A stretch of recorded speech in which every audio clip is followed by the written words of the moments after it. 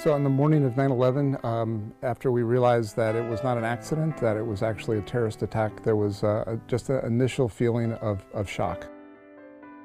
On September 11th, I was just a kid.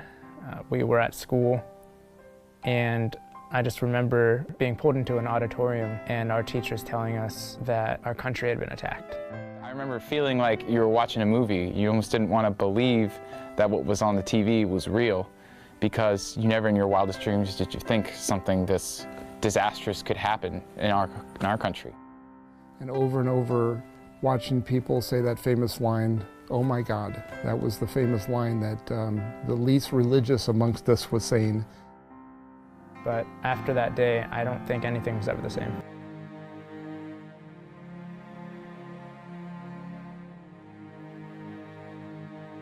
The morning of September 11th, I was on my way to the office in Washington, D.C. I started out in Roslyn, Virginia, and I took the metro to get to the office. While I was down there, I noticed that there were cops with dogs checking out the trash cans, and I thought that was really odd. By the time I got to my office, everybody was huddled around the television watching what had happened to the first tower, and then we saw the second tower get hit. It always bothered me thinking about the fact that a foreign country had come onto American soil and attacked us, and it's one of those things that's really hard to get over. The morning of September 11th, I was off duty at my house, and my wife called and said a plane had hit the World Trade Center. And after the second plane hit, I got in my car and met up with a bunch of off-duty police officers, and we went into Manhattan.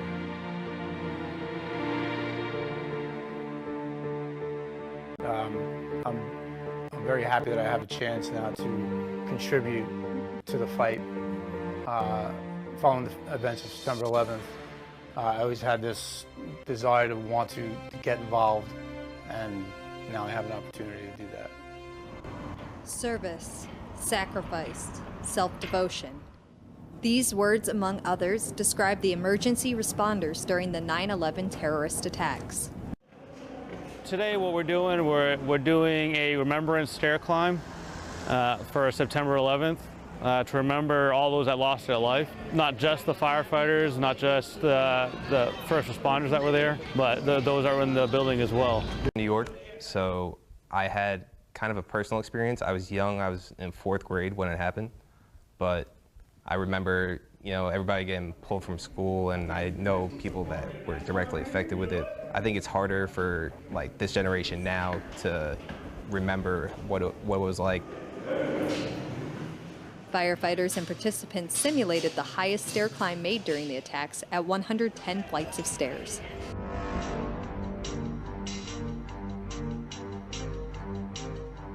We remember, and we will never forget, the nearly 3,000 beautiful lives taken from us so cruelly, including 184 men, women, and children here, the youngest just 3 years old.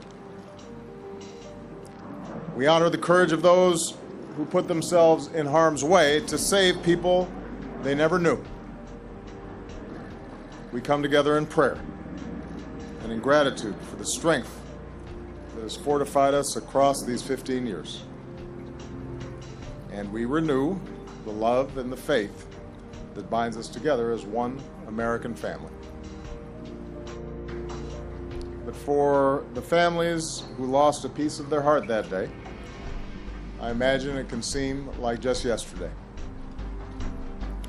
Perhaps it's the memory of a last kiss given to a spouse, or the last goodbye to a mother or father, a sister or brother. We wonder how their lives might have unfolded, how their dreams might have taken shape. And I am mindful that no words we offer or deeds we do can ever truly erase the pain of their absence. The question before us, as always, is how do we preserve the legacy of those we lost? How do we live up to their example? And how do we keep their spirit alive in our own hearts? And today we once again pay tribute to these patriots, both military and civilian, who serve in our name, including those far away from home. Perhaps most of all, we stay true to the spirit of this day by defending not only our country, but also our ideals.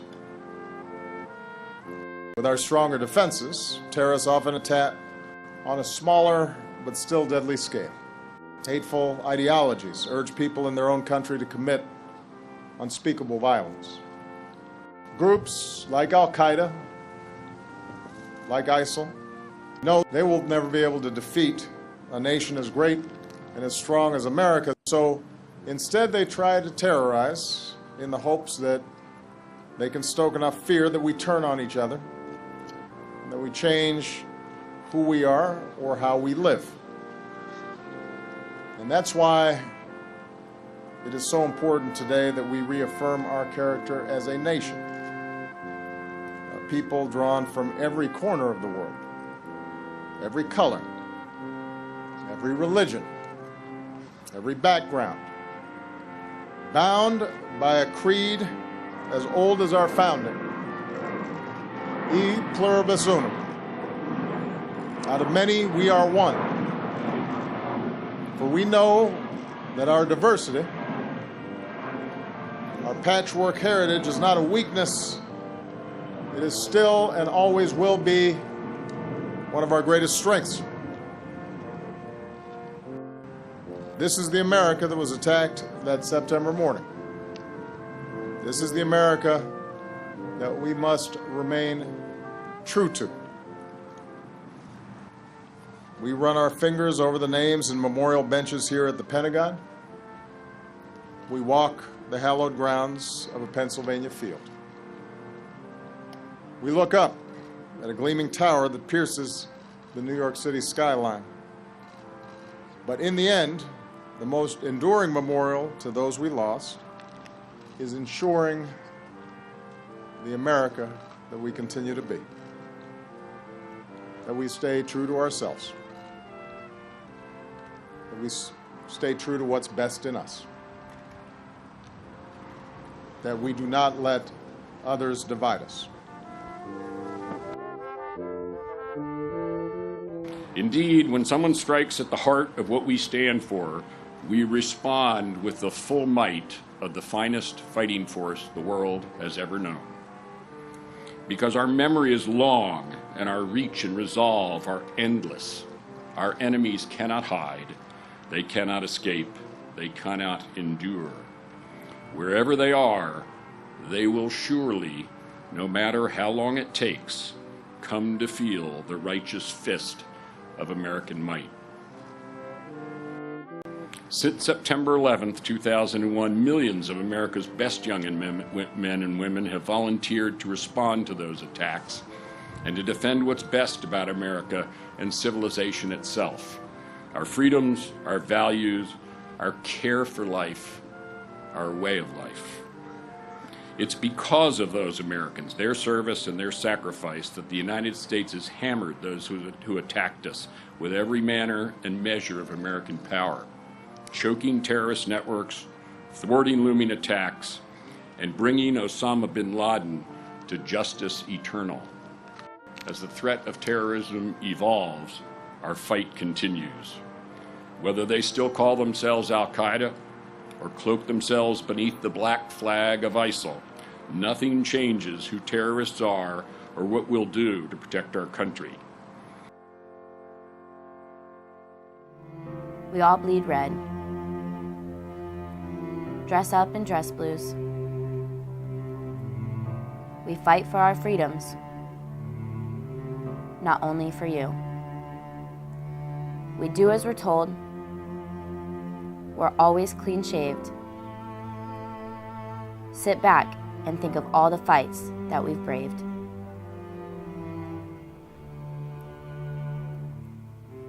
Battles won with weapons and words, always faithful, though the truth seems blurred. We are here to protect you, our freedoms and all, to fight for our lives when duty calls. Staying true to our country, family, and friends, we took an oath that doesn't just end. We all bleed red, dress up in dress blues, standing tall and strong for our freedoms, for the red, white, and blue. It's hard to comprehend the long course of events that have brought each of us here today. For some of us, it's a matter of deep personal loss experienced on September 11th, 2001. It's very emotional every year. We get together, many of us in Somerset County every September. Flight 93 came down in a field just outside of Shanksville, Pennsylvania. When it came down, it came over a hill, inverted, just under 600 miles an hour, and went straight in. We heard what was going on. We watched the towers come down in disbelief. It was almost surreal to watch it happen. And then, to hear that afternoon that my brother was involved, it was just a body blow. I got that initial call from my sister-in-law that Ed was on a plane that hadn't been accounted for. And it wasn't until a little bit later in the early afternoon that I got a call where she confirmed that he was on Flight 93 and that the plane had come down. And at that point she asked if I could tell my mother that Ed was gone. Well, Ed was my big brother. He was a wonderful father, loved his daughters, loved his wife more than anything. He didn't deserve this. None of them did. Thousands of innocent people were killed that day. I think we need to remember them collectively as the thousands that were murdered by terrorists on September 11th. But we never want to forget that they were individuals.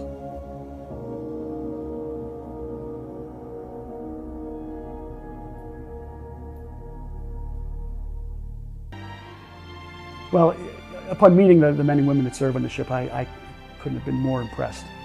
They're volunteers. They've stepped up to the plate to put their lives on the line. How can they be considered anything other than heroes?